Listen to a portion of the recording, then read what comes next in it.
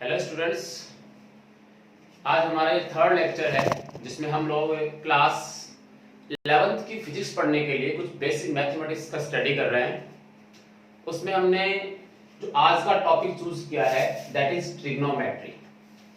Trigonometry जो है इसके अंदर हम एक ट्राइंगल की स्टडी करने वाले हैं।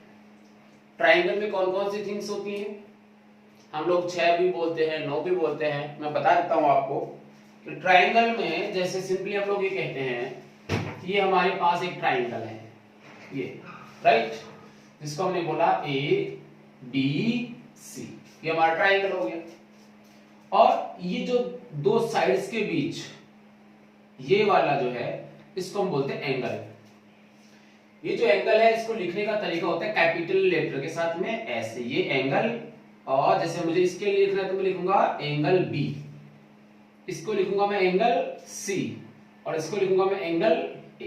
ये इसको लिखने का तरीका होता है। तो ट्राइंगल के अंदर जो है 3 साइड्स हो गई, 3 एंगल्स हो गए, राइट। तो 6 थिंग तो ये हो गई। इसके अलावा ट्राइंगल्स की ये जो पॉइंट्स है, ये जहां हम एंगल को मेजर कर रहे हैं that is known as vertex. इनको हम जो है क्या कहते हैं, वर्टेक्स कहते हैं। हम लोग अपने यहां पे केवल इस ट्राइंगल के अंदर एंगल और साइड्स का स्टडी करने वाले हैं, क्योंकि फिजिक्स के अंदर हमारे पास ये बहुत ज्यादा काम में आने वाला है। इसलिए ट्राइंगल जो है वो सबसे इंपॉर्टेंट टॉपिक रहेगा जब तक आप साइंस पढ़ोगे, ठीक है। तो हम शुरू करते हैं। सबसे पहले मैं शुरू करता हूं किससे, एंगल से, कि बेसिकली एंगल क्या होता है और एंगल को हम लोग मेजर कैसे करते हैं। क्लियर? तो देखते हैं। सबसे पहले हम स्टार्ट करते हैं एंगल, और यहीं से आपको इसको लिखना है।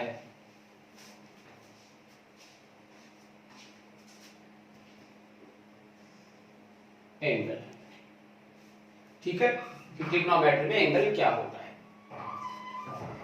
एंगल बेसिकली रोटेशन होता है। रोटेशन, जैसे हमारे पास पेचकस होता है, हम जानते हैं। पेचकस को हम क्या करते हैं, ऐसे रोटेट करते हैं, या तो क्लॉकवाइज रोटेट करते हैं या फिर एंटी क्लॉकवाइज करते हैं। तो जब रोटेशन करते हैं तो उस समय हम एक्चुअल में क्या कर रहे होते हैं, तो आंसर है हम उसका एंगल चेंज कर रहे होते हैं। क्या कर रहे होते हैं, उसका एंगल चेंज कर रहे होते हैं। तो एंगल जो है बेसिकली है क्या, तो आंसर है रोटेशन। क्लियर? रोटेशन कैसे, रोटेशन तो क्लॉकवाइज और एंटी क्लॉकवाइज दोनों होते हैं, ठीक है। तो क्लॉकवाइज अगर रोटेशन होगा तो हमारा एंगल कैसा होगा, और एंटी क्लॉकवाइज होगा तो हमारा एंगल कैसा होगा। तो एंगल को जो है अलग अलग टाइप से जो है मेजर किया जाता है। हम लोग डिग्री में एंगल को मेजर करते हैं, ठीक है। हम लोग जो है रेडियन में एंगल को मेजर करते हैं। जो सबसे ज्यादा कॉमन जो थिंग्स है उनमें हम डिग्री और रेडियन काम में लेते हैं। तो हम स्टार्ट करते हैं इसको। देखिए, सपोज एक पार्टिकल है, छोटा सा एक पार्टिकल है, वो पार्टिकल सर्कुलर मोशन करता है। देखिए ये तो बेस लाइन है, इसको हम बोलते हैं बेस लाइन। यहां पार्टिकल है, ये ओरिजिन। यहां से पार्टिकल जो है वो एक सर्कुलर मोशन करता है, कुछ इस टाइप से, in this way, circular motion. जब ये पार्टिकल यहां था, यहां से ये पार्टिकल पहुंचा यहां, इस सर्कल की रेडियस कितनी मान ली हमने, r। जब ये पार्टिकल यहां से यहां पहुंचेगा, उस वाले केस में ये जो बनता है ये आपका एंगल है। ये क्या बना आपका एंगल। यहां से आप यहां पहुंचो इस डायरेक्शन में। कौन सी डायरेक्शन है ये, तो आंसर है एंटी क्लॉकवाइज, घड़ी की जस्ट अपोजिट डायरेक्शन के अंदर, एंटी क्लॉकवाइज। क्या ये पार्टिकल इधर चल सकता था, तो आंसर है यस, इधर भी चल सकता था। जब ये पार्टिकल इस तरफ आता तो उस वाले केस में बेस लाइन से ये आपका एंगल बनता इस तरफ, ऐसे। तो ये कौन सी डायरेक्शन होती, तो आंसर है क्लॉकवाइज। कौन सी डायरेक्शन होती है, क्लॉकवाइज डायरेक्शन होती है। तो हमने क्या किया, हमारे कन्वीनियंस के लिए, हमारे कन्वीनियंस के लिए हमने इसको क्या किया, पॉजिटिव माना और एक को नेगेटिव माना।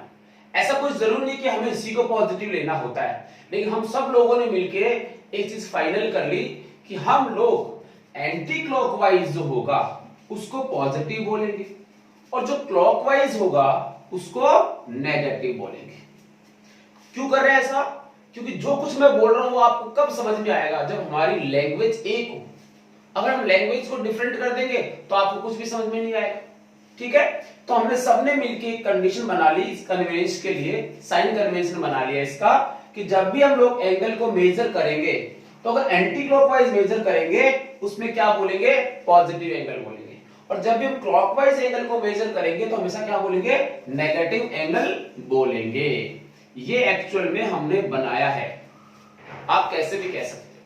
ठीक है, तो इसलिए आप इसको ऐसे याद रखिए कि angle is always measured in anti clockwise direction. Angle is always measured in anti clockwise direction which is positive. और अगर आप क्लॉकवाइज लेते हो तो क्या बोलोगे? नेगेटिव। सच एज, तो जैसे मैं यहां लिख देता हूं कि पॉजिटिव एंगल जो होगा उसके लिए क्या लिखा हमने? Anti clockwise rotation. और नेगेटिव एंगल जो होगा उसके लिए हमने क्या लिखा? Clockwise rotation. हमारे पास ये बेस लाइन है, ये एंगल कितना है? 30। ये भी कितना है? 30। क्या मैं सही कह रहा हूं? तो आंसर है गलत है, क्योंकि इसमें तो मिसकंसेप्शन है ना कि आपने 30 किधर से बताया हमें। इसलिए हमने पहले फाइनल कर लिया कि जो आपका एंटी क्लॉकवाइज होगा वो कैसा होगा? पॉजिटिव। और जो क्लॉकवाइज होगा वो कैसा होगा? नेगेटिव। तो अगर मैं नेगेटिव 30 बोलता हूं उसका मतलब अपने आप चीजें क्लियर हो जाती है कि इस समय वो क्लॉकवाइज रोटेट कर रहा है। और अगर मैं पॉजिटिव लिखता हूं इसका मतलब क्या होगा? कि वो एंटी क्लॉकवाइज रोटेट कर रहा है। ये होता है एंगल। ठीक है, तो इसको आप लिख लें और इसको याद रखें। ओके, ये हो गई बात एंगल की। अब एंगल को जो है हम लोग आर्क मिनट और आर्क सेकंड में भी जो है इसको मेजर करते हैं। छोटा सा है, इतना कुछ है नहीं आपके इतना, इसमें आप इसे समझ सकते हो कि आर्क मिनट और आर्क सेकंड। ठीक है, तो 1 degree is equal to 60 arc. Arc को हम ऐसे लिखते हैं मिनट, आर्क मिनट। ठीक है, और 1 arc minute is equal to 60 arc second. Arc seconds.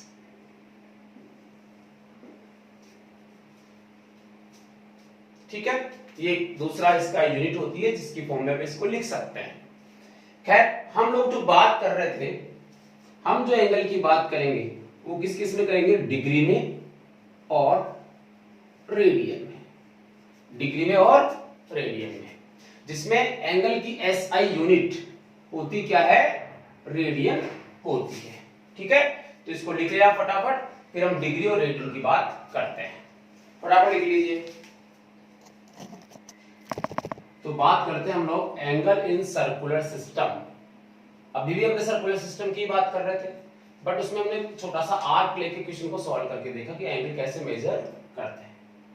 Circular system में हम लोग दो चीजें देखने वाले हैं, एक डिग्री और दूसरा रेडियन। जिनको नहीं पता मैं बता देता हूं कि डिग्री एंगल को मेजर करने की एक यूनिट है, और वैसे ही एंगल को मेजर करने की दूसरी यूनिट, स्टैंडर्ड यूनिट जिसको हम कहेंगे वो है रेडियन। क्लियर? तो देखिए, अभी हमने देखा है कि यहां एक पार्टिकल था, ये ओरिजिन है और ये बेस लाइन है। जब ये पार्टिकल पूरा एक सर्कल कंप्लीट करता है ऐसे एंटी क्लॉकवाइज, तो हम ये कहते हैं जब ये यहां पहुंचा तो कितना एंगल बनाता है? तो आंसर है 90। और जब ये पार्टिकल यहां पहुंचेगा तो अपना एंगल क्या कर लेगा? और इंक्रीज कर लेगा। और जब ये पार्टिकल यहां पहुंचेगा तो अपना एंगल और इंक्रीज कर लेगा। ऐसे करते करते जब ये पार्टिकल घूम के वापस यहां आएगा तो इसका एंगल कितना होगा? जब वापस यही आ गया तो एंगल कितना हुआ? 360, ना कि 0। इसीलिए बताया था कि एंगल जो है वो हम लोग कैसे रोटेट करते हैं? Anti clockwise. क्योंकि अगर मैं वो नहीं बताता तो आप इस समय यहां से वापस यहां आने का मतलब आप थीटा कितना लिखते? 0 डिग्री। बल्कि एक्चुअल में कितना एंगल? इधर से घुमा के वापस यहां आने का मतलब हुआ 360 डिग्री। ठीक है, तो एक पूरा सर्कल के लिए हम लोग कितना लिखते हैं? 360 डिग्री। अब ये जो 360 डिग्री है वो जो है वो रेडियन में लिखा जा सकता है। ठीक है, एंगल की जो डेफिनेशन है वो होती है theta angle is equal to arc upon radius. Angle is equal to arc upon radius, so theta is equal to arc upon radius R. ठीक है, जैसे मैंने अगर ये कहा if arc is equal to arc is equal to arc, it means क्या हुआ कि यहां से पार्टिकल यहां पहुंचा, तो ये क्या है आर्क, ये क्या है एंगल, ये क्या है रेडियस। मतलब इस आर्क को इस आर्क के इक्वल कर देंगे, आर्क को इस आर्क के इक्वल कर देंगे। उस वाले केस में थीटा की वैल्यू कितनी है, देखो ऊपर भी आर्क जिसकी वैल्यू किसके इक्वल करनी है, आर्क के इक्वल, नीचे भी क्या था आर्क, थीटा कितना आया 1, और आगे मैं इसकी यूनिट क्या ले रहा हूं रेडियन। इसका मतलब 1 रेडियन कितना होता है कि जितनी रेडियस है उतना आर्क ले, और इस आर्क से इस पॉइंट पे जो सबटेंडेंट एंगल होता है दैट इज 1 रेडियन। फिर से समझ लो, 1 रेडियन का मतलब क्या हुआ कि जितनी हम लोग रेडियस ले रहे हैं उतना ही क्या ले ले आर्क ले ले। उसके बाद इस पॉइंट से यहां पे जो एंगल सबटेंडेंट होता है that is 1 radian, right, this is 1 radian. इसका ये मतलब हुआ कि अगर ये यहां होता तो कुछ इसकी वैल्यू इंक्रीज हो जाती, और अगर यहां होता तो आपकी आर्क इतनी होती, और ऐसे घूमते घूमते वापस यहां आ जाता तो आपकी आर्क इतनी होती। तो उस समय रेडियन कितना होता, तो आंसर है 1 2 3 4, ऐसे करते करते इसके लिखते हैं 2 पाई रेडियन। क्या लिखते हैं 2 पाई रेडियन। तो एक पूरे कंप्लीट सर्कल के अंदर 2 पाई रेडियन होता है या फिर 360 डिग्री होता है। ढंग से समझ ले इस बात को, बार बार कन्वर्जन में काम में आने वाला है। एक कंप्लीट सर्कल में 360 डिग्री इज इक्वल टू कितना हुआ 2 पाई रेडियन। 2 पाई रेडियन को हम शॉर्ट में RAD लिखते हैं। इसलिए आपने एक चीज नोट की कि ये डिग्री में लिखा हुआ है और ये क्या लिखा हुआ है रेडियन में लिखा हुआ है। दोनों की वैल्यू क्या है एक ही है, ये यूनिट अलग है, ये यूनिट अलग है, दोनों है एंगल ही। ठीक है, so 360 degree is equal to 2 pi radian होता है। इसको आप गांठ बांध लो अपने दिमाग के अंदर।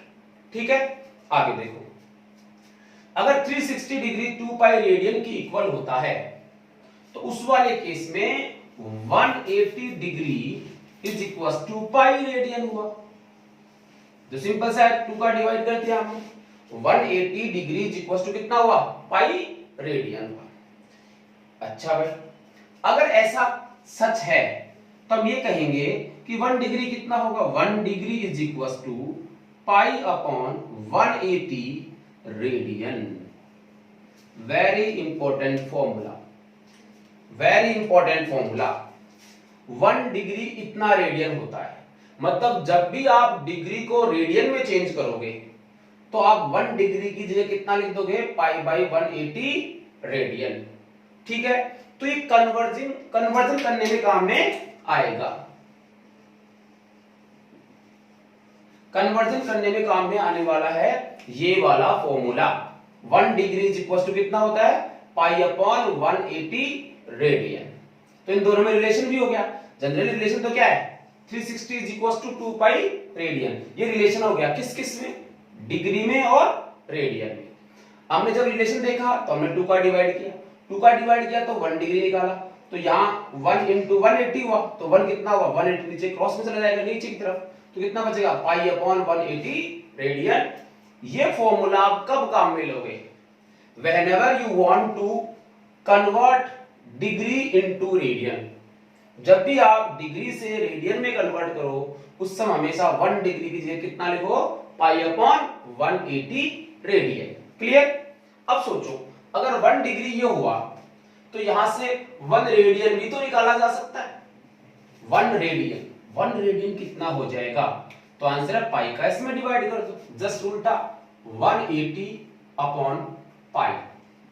ये किस में हो जाएगा अपने आप, डिग्री में।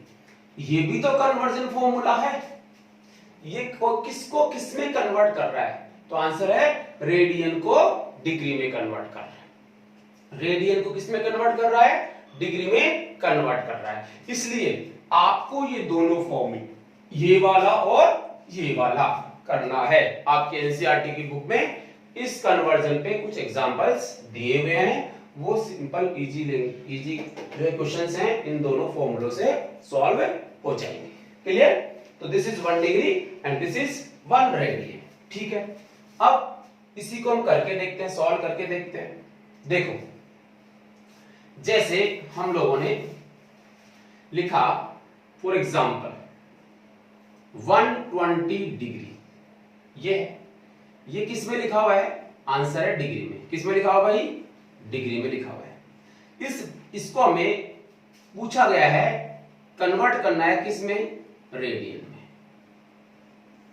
120 डिग्री रेडियन में कितना होता है, तो आंसर है 1 डिग्री इज इक्वल टू कितना होता है, पाई बाई 180 रेडियन होता है। क्लियर? तो 120 कितना होगा, तो आंसर है 120, ठीक है, इनटू पाई बाई 180। 6 2 जा 12 और 3 जा 18, कितना हुआ, 0 to 0 कैंसिल, 2 पाई बाई 3। अब ये किस में आ रहा है, देखो यहां लिखा हुआ क्या है, रेडियन। सो 1 डिग्री मतलब ये किसके लिखा है हमने, 120 डिग्री। तो 120 डिग्री को हम क्या बोल सकते हैं, 2 पाई बाई 3 रेडियन। समझ में आई बात कि हम लोग इस कन्वर्जन को काम में कैसे लेते हैं। ठीक है, जैसे हमने 120 डिग्री को चेंज कर लिया, 2 पाई बाई 3 रेडियन आ गया। ठीक है, इसको उतार लो फटाफट, फिर और कुछ लिख के इनको भी याद कर लेते हैं हम लोग। 120 कितना होता है, 2 पाई बाई 3 रेडियन होता है। ये इसलिए याद करवाओगे, फिजिक्स में बार बार आपके पास रेडियन में आएगा, क्योंकि ये एसआई यूनिट होती है। रेडियन जो है वो एसआई यूनिट होती है, प्रैक्टिकल यूनिट होती है किसकी, आंसर है एंगल की। इसलिए आपको रेडियन के अंदर पता होना चाहिए। ठीक है, फटाफट उतार लो साइड में जाता हूं मैं। तो कुछ कन्वर्जन हम लोग और देख लेते हैं, मैंने लिख दिया आपके सामने, फटाफट आप इनको उतार लो। आप सब समझते हो, इसमें ज्यादा बताने की जरूरत है नहीं है। फिर भी देख लो, 30 डिग्री है, उसको आपको कन्वर्ट करना है रेडियन के अंदर। तो क्या लिखेंगे, पाई अपॉन 180 इंटू 30, कितना बचा, पाई बाई 6 रेडियन। ऐसे 45 का क्या हो जाएगा, पाई बाई 4। सबको हम सॉल्व कर सकते हैं, और ये आपको याद भी रखने हैं, ये आपको एनी टाइम याद होने चाहिए, सारे रिजल्ट्स याद होने चाहिए। Pi by 4, pi by 3, pi by 2, pi 3 pi by 2 और 2 पाई, ये सब के डिग्री वाले, और ये सब किसमें है, रेडियन के अंदर। जो मैंने आपको एग्जांपल बताया सब वैसे के वैसे ही होंगे, इनको आप इजी वे में याद कर सकते हैं। ठीक है, आप उतार ले इसको। दूसरा, हमने यहां जो है वो रेडियन में कन्वर्ट किया है। इसका अपोजिट देखो, रेडियन से किस में, डिग्री में कन्वर्ट करना। तो कन्वर्जन हुआ रेडियन टू डिग्री। तो रेडियन टू डिग्री देखो, 1 रेडियन कितना होता है, 180 अपॉन पाई।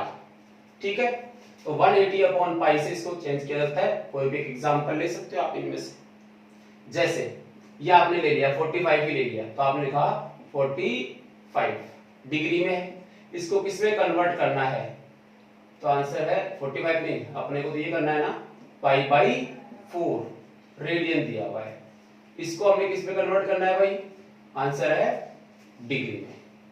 तो क्या करेंगे हम इसका, पाई बाई 4 इंटू 180 कितना होता है, 180 अपॉन पाई। पाई से पाई क्या हो जाएगा, कैंसिल, और ये आपका कितना बच जाएगा 45। ठीक है, तो यहां से हम लोग कन्वर्ट कर सकते हैं रेडियन टू डिग्री। सिंपल सी चीजें हैं। तो शायद मुझे आपको ये समझ में आ गया होगा कि हम लोग डिग्री को रेडियन में कैसे कन्वर्ट करते हैं और रेडियन को डिग्री में कैसे कन्वर्ट करते हैं। ये आपके पास दो फॉर्मूले हैं, दोनों एक दूसरे के अपोजिट हैं, इनको आप इजी वे में सॉल्व कर सकते हैं। जैसे आपसे कहा गया कि ये एक घड़ी है, क्लियर, इसमें मान लो 4 बज रहे हैं। कितने बज रहे हैं? 4, 0, 1 2 3 4। तो आपको बताना है थीटा इन रेडियन। आपको थीटा बताना है किस किस के बीच में? इन दोनों के बीच में कितना होगा थीटा आपको बताना है। तो कैसे सॉल्व करोगे इसको? बड़ा सिंपल है। देखिए ये वाला एंगल, ये कितना है? 90। इसके कितने पार्ट हैं? 3, 1 2 3। मतलब अगर मैं यहां से ये वाला एंगल लेता हूं तो ये कितना बचा? 30। ये फिर से कितना? 30, फिर कितना? 30 और फिर कितना? 30। टोटल कितना हुआ? आंसर है 120 डिग्री। ठीक है, ये कितना हो गया? 120 डिग्री। और अब आपसे किसमें पूछा गया है? रेडियन में। तो रेडियन में कैसे कन्वर्ट करते हैं? तो आंसर है पाई बाई 180 से क्या कर दो? मल्टीप्लाई कर दो और आपका आंसर किस में आ जाएगा भाई? रेडियन में आ जाएगा। सिंपल। ठीक है, तो ये आ जाएगा 2 pi by 3। So this is 2 pi by 3 किस में आ गया? रेडियन में। क्लियर? तो इस टाइप से जो हम लोग रेडियन को डिग्री में और डिग्री को रेडियन में कन्वर्ट कर लेते हैं। ओके, तो ये तो बात हुई किसकी? केवल एंगल की। ट्रिग्नोमेट्री में हमने केवल बात किसकी की है अभी तक? एंगल की। ठीक है, अब हम लेंगे राइट एंगल ट्राइंगल। क्या लेंगे हम लोग? Right angle triangle. फटाफट आप इसको लिख लीजिए।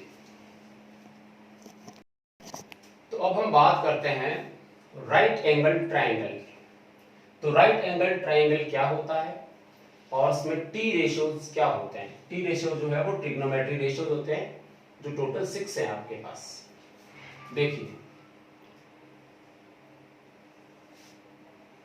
ये ट्राइंगल है और इसी का नाम है राइट एंगल ट्राइंगल, जिसके अंदर ये वाला एंगल, एक एंगल जो है वो कितने का होता है? 90 का। और सबसे बड़ी साइड जो है उसको हम क्या बोलते हैं? हाइपोटेन्यूस। इसको क्या बोलेंगे? इसको लेंगे।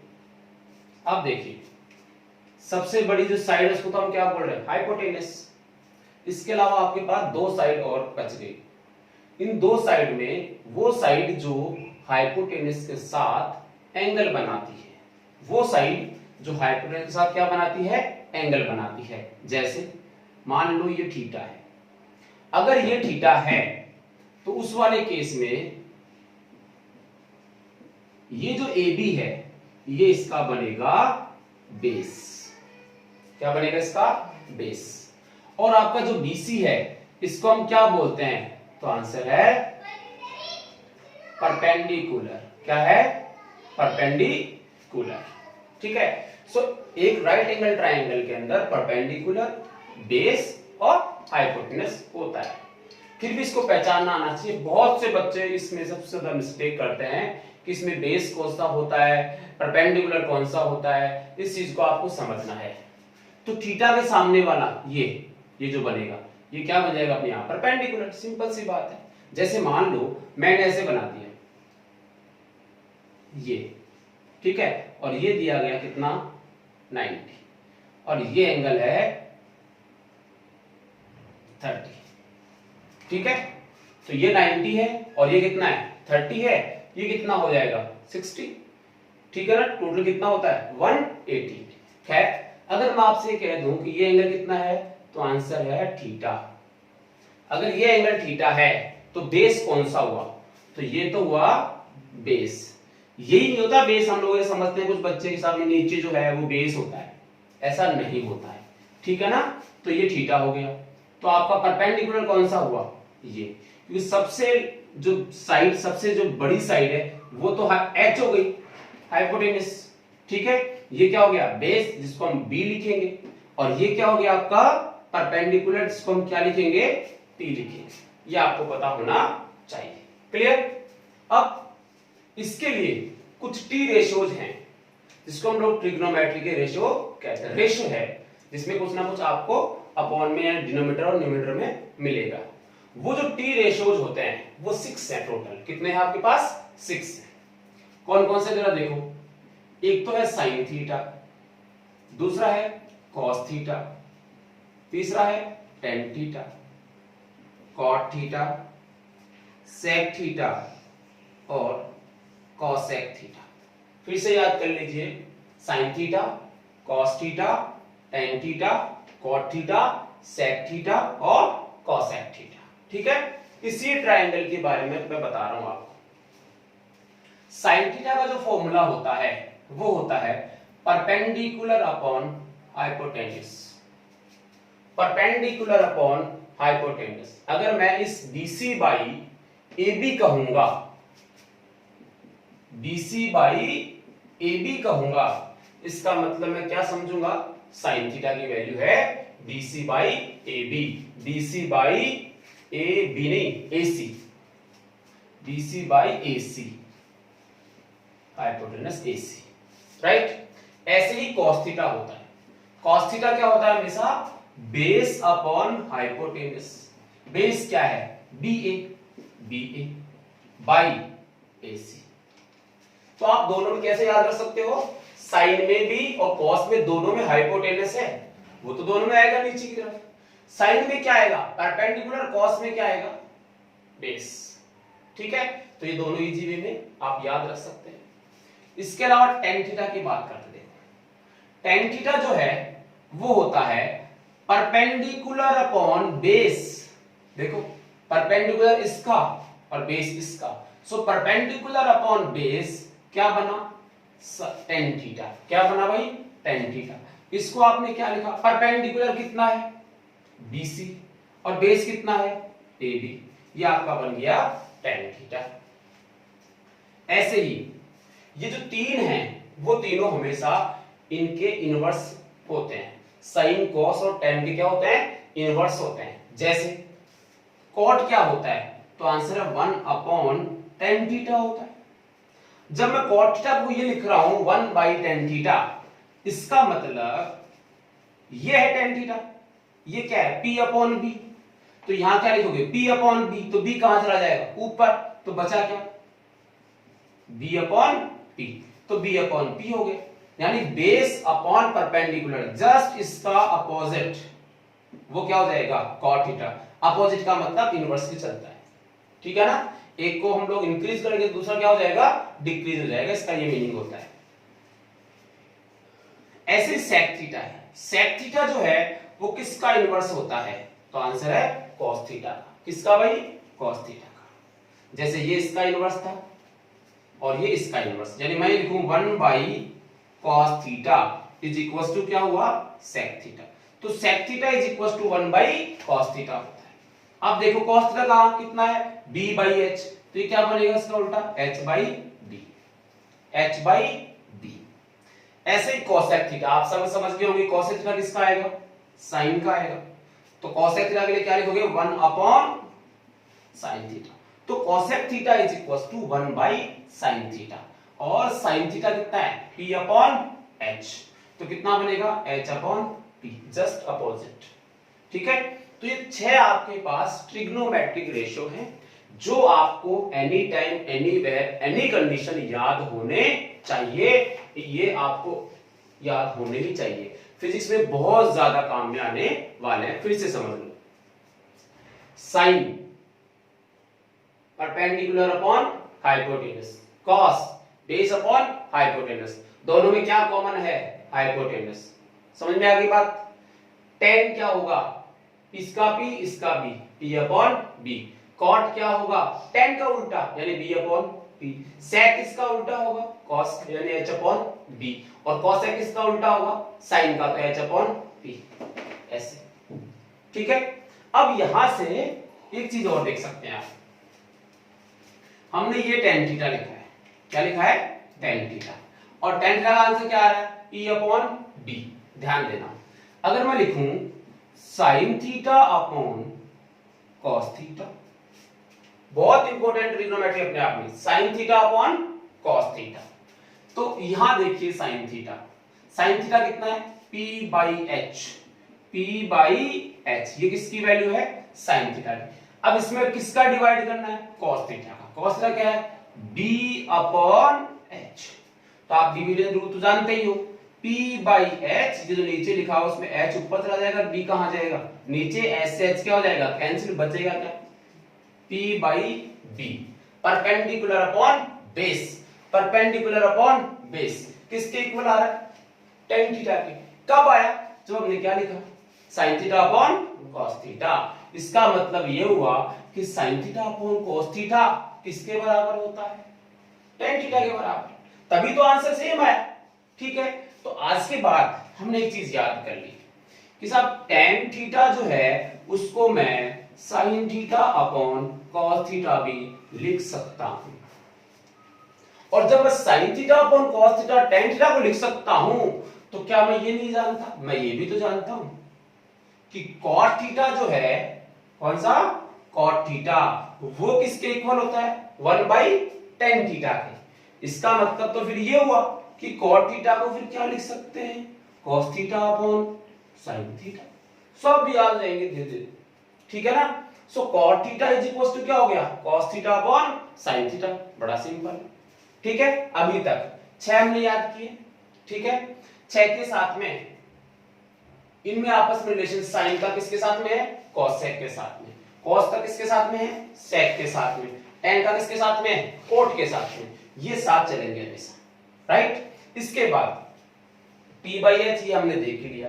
दूसरा क्या देखा, tan थीटा किसके इक्वल होता है, sin theta by cos theta, मतलब परपेंडिकुलर अपॉन हाइपोटेनस। ये sin theta upon cos theta क्या बना, tan थीटा, tan थीटा किसके इक्वल है, sin theta upon cos theta. और ये जो tan थीटा है उसमें और cot थीटा में क्या रिलेशन होता है, ये भी इनवर्सली होता है, इसलिए cot थीटा क्या हो जाएगा, इसका उल्टा cos theta upon sin theta. Clear हो गई बात, ठीक है। तो ये कुछ ट्रिग्नोमेट्री रेशियो हैं जो आपको याद होने चाहिए, क्लियर। अब आपने 10th क्लास के अंदर एक टेबल पढ़ी है, एक टेबल पढ़ी है आपने 10th क्लास के अंदर, उसमें आपको थीटा, थीटा बेसिकली है क्या यहाँ पे, तो थीटा तो एंगल है। अब वो एंगल देखो, ये जो आपका राइट एंगल ट्राइंगल है, इसके तीनों एंगल का सम जो है वो हमेशा 180 होता है। जैसे मान लो अगर मैं इसको 30 लिखता हूं, तो ये कितना रिमेनिंग कितना हो गया अपने आप 60, ये फाइनल है, तो ये 180 होता है। ठीक है, तो ये जो थीटा है एक्चुअल में ये कि 30 भी हो सकता है, 45 भी हो सकता है, कुछ भी हो सकता है। अगर ये कुछ भी हो सकता है तो उस वाले केस के अंदर इसकी वैल्यू तो चेंज हो जाएगी, क्योंकि अगर मैं थीटा को चेंज करूंगा तो साइन थीटा भी क्या होगा, चेंज हो जाएगा। और अगर मैं थीटा को चेंज करूंगा तो cos थीटा भी क्या हो जाएगा, चेंज हो जाएगा। यानी मैं अगर एक थीटा को चेंज करता हूं तो उससे क्या 6 के 6 ट्रिग्नोमेट्री रेशियो चेंज हो जाते हैं, तो आंसर है यस। ठीक है, क्योंकि सब में थीटा वेरिएबल है, थीटा को अगर मैं चेंज करूंगा तो सबके सब 6 ट्रिग्नोमेट्री रेशियो चेंज हो जाएंगे। क्लियर होगी बात, ओके। अब हम बात करते हैं कि जैसे यहां 60 लिखा हुआ आया तो sin 60 की वैल्यू कितनी होती है, यहां 30 लिखा हुआ आया तो sin 30 की वैल्यू कितनी होती है, cot 30 की वैल्यू कितनी होती है, tan 30 की वैल्यू कितनी होती है, ये सब वैल्यूज, उन सब वैल्यूज को आप लोगों ने 10th की क्लास में पढ़ा। हमारे फिजिक्स में जो यूजफुल हैं वो मैं आपको एक बार बता देता हूं, ठीक है। तो मैं इसको पहले मिटा देता हूं, आप फटाफट इसको लिख लो, पॉज करके लिख लो फटाफट, देखें तो मिटा देता हूं, इसको लिख लिया हुआ सबने, ठीक है।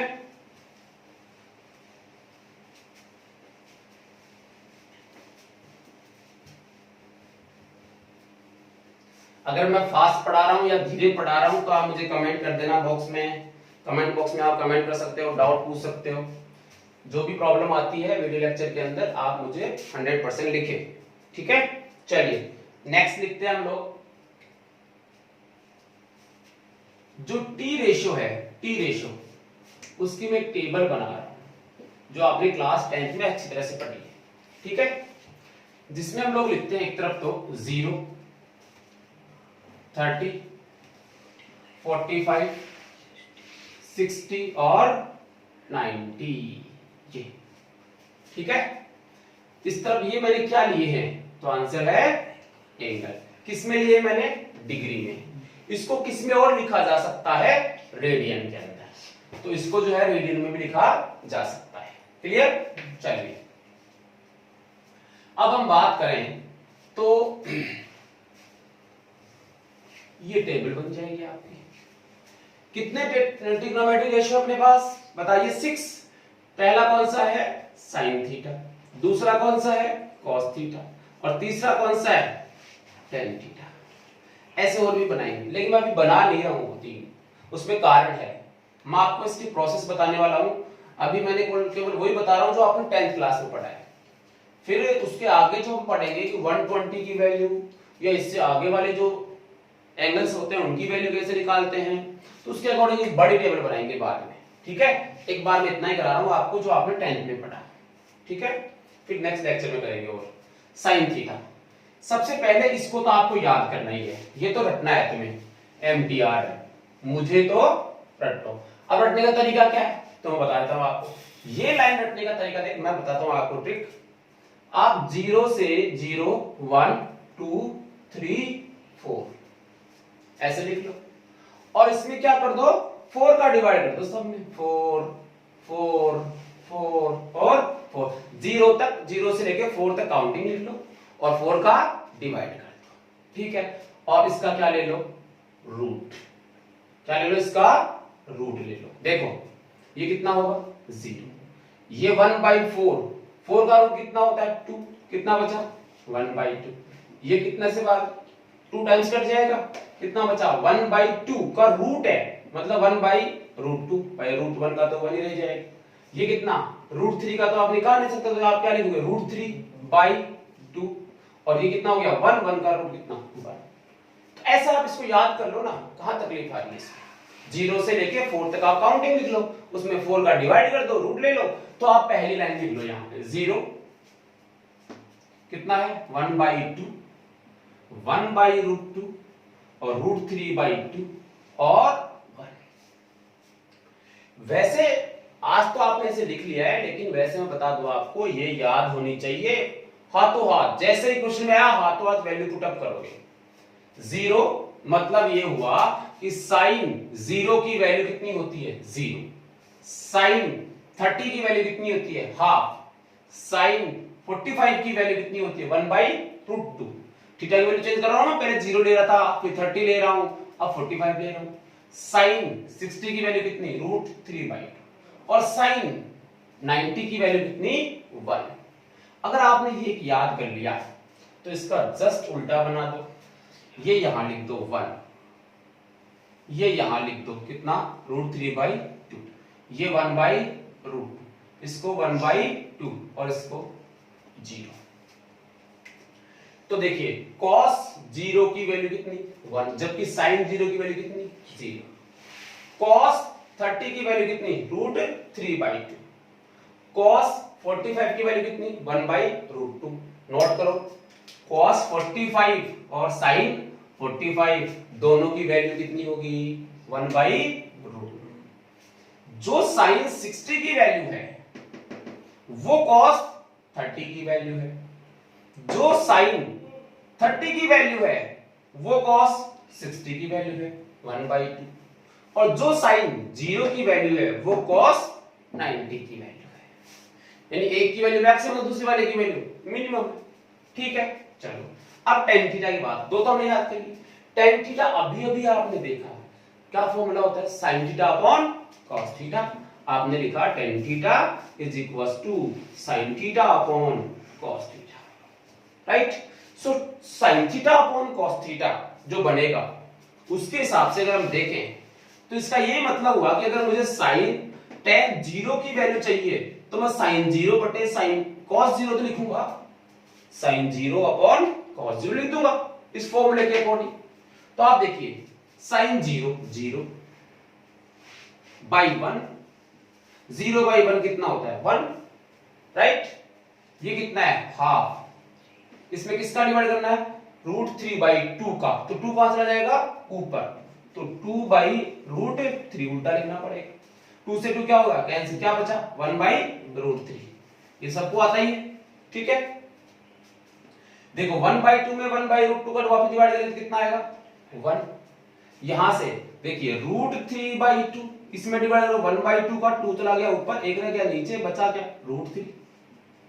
और जरा इसको देखिए 1/0, ये क्या था 0/1, ये कितना 1/0 कितना होता है नहीं पता, नहीं पता मतलब इन्फिनिटी, नहीं पता मतलब इन्फिनिटी, बहुत ज्यादा वैल्यू इसकी जो भी है इन्फिनिटी वैल्यू हो जाएगी।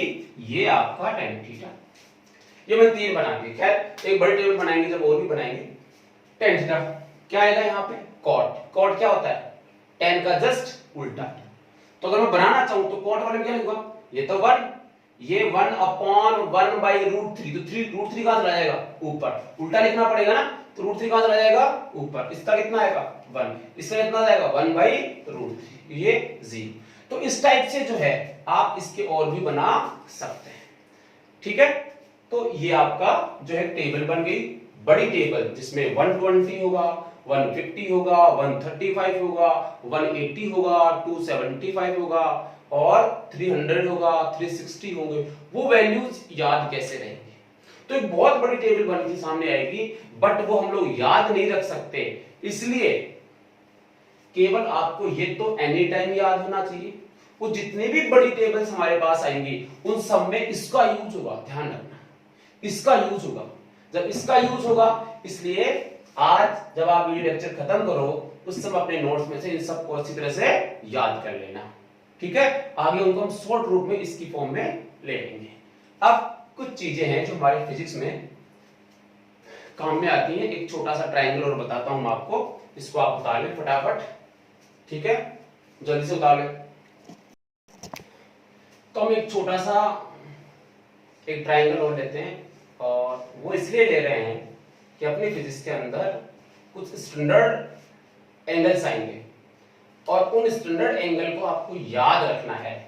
जैसे मैं बता रहा हूं, देखो आपको मैं यहां लिख रहा हूं MTR, मुझे तो रटो। इस डायग्राम को आप अच्छी तरह से रट लेना। कैसे, देखिए ये एक हमारे पास राइट एंगल ट्रायंगल है, राइट।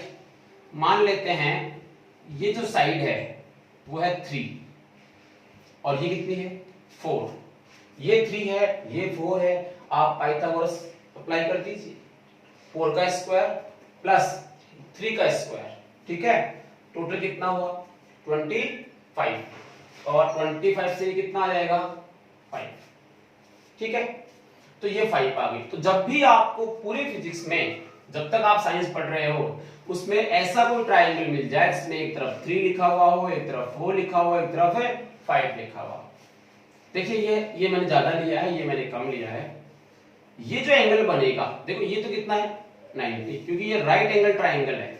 ये तो कितना है 90, टोटल कितना होता है 180, जिसके अंदर ये जो है वो है 37 का और ये होता है 53 का। ये होता है, ये कह रहा हूं होता है, लिख लो इसको। इसका आंसर हम लोग वैसे निकाल भी सकते हैं, लेकिन हमें उससे कोई मतलब नहीं है। फिजिक्स में हम लोगों को जो जरूरत पड़ेगी वो इनकी वैल्यूज की जरूरत पड़ेगी। मैथ्स में हम इसका आंसर भी निकाल सकते हैं कि ये वैल्यूज कैसे आती है, ठीक है।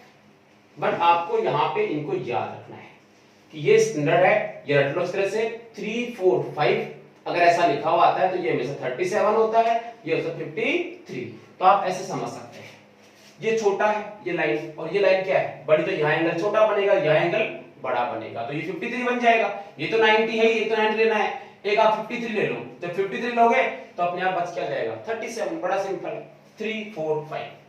अब अगर ये आपको याद है तो आप सबकी वैल्यू निकाल सकते हो, 6 के 6 रेशियो की। देखो कैसे, ध्यान देना अच्छी तरह से। साइन थीटा, साइन में निकालना चाहूं, मान लो 37 की वैल्यू, क्या निकालना चाह रहा हूं मैं साइन 37, मतलब मैं इस समय किस एंगल को कंसीडर कर रहा हूं, तो आंसर है 37। इसको भूल जाओ इस समय, ठीक है। अगर मैं 37 को कंसीडर कर रहा हूं, सबसे बड़ी साइड तो 5 है, इसके साथ कौन बना रहा है 37 का एंगल 4, तो 4 क्या है बेस, 4 क्या है बेस, तो 3 इस समय क्या है परपेंडिकुलर, किस समय, जब मैं किसकी बात कर रहा हूं 37 की। इसलिए साइन थीटा का फॉर्मूला क्या होता है, तो आंसर है परपेंडिकुलर अपॉन हाइपोटेन्यूज। परपेंडिकुलर कौन है, आंसर है 3, बिकॉज इस समय ये क्या है बेस, सो 3 अपॉन हाइपोटेन्यूज कितना 5। तो याद कर लिया हमने sin 37 की वैल्यू कितनी हुई 3/5, वरना हम निकाल थोड़ी थे ऐसे, हमने जो टेबल लिखी उसमें 37 था ही नहीं। लेकिन स्टैंडर्ड वैल्यूज हैं जो तुम्हें याद रखनी है, sin 37 हमेशा होता है 3/5। ऐसे देखो अब कितना बना रहे थे cos 37 is equal to 3 by, क्योंकि बेस अपॉन हाइपोटेनियस 4/5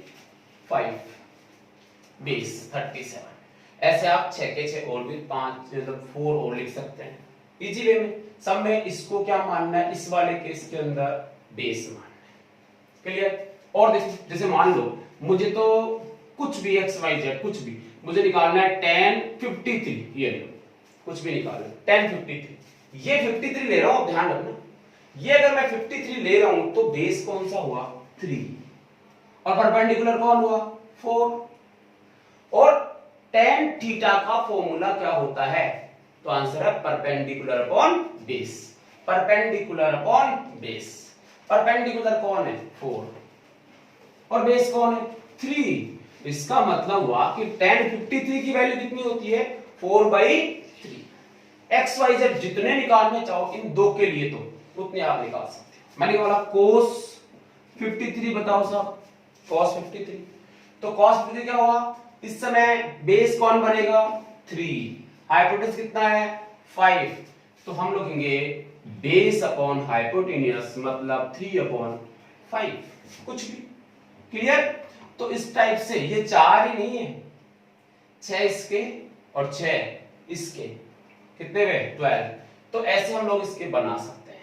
ये स्टैंडर्ड वैल्यू है, इनको आप अच्छी तरह से रट लें। किसी की भी वैल्यू हम लोग 37 और 53 की वैल्यूज निकाल सकते हैं। क्लियर। अब मैं आपसे दो बातें और करता हूं। आज हमने जो पढ़ा है वो पढ़ा है ट्रिग्नोमेट्री रेशियोज। इसमें अभी जो हमने पढ़ा ट्रिग्नोमेट्री रेशियो, आने वाले लेक्चर के अंदर हम लोग ये देखने वाले हैं कि हमारे पास जब एंगल बड़े हो जाएंगे 2 पाई से बड़े मतलब 360 से भी बड़े एंगल हो जाएंगे, उस वाले केस में हम लोग जो है उन एंगल्स के लिए sine theta cos theta tan theta की वैल्यूज कैसे निकालते हैं। ठीक है ना। तो आने वाला आज का जो टॉपिक था वो बहुत इजी टॉपिक था। आने वाले सभी टॉपिक्स या आने वाले सभी लेक्चर्स बहुत ही इंपॉर्टेंट है, इसलिए आपको आज वाला पूरा लेक्चर याद होना चाहिए। तो अब हम लोग नेक्स्ट लेक्चर में मिलते हैं, तब तक के लिए जय स्वर्णिम।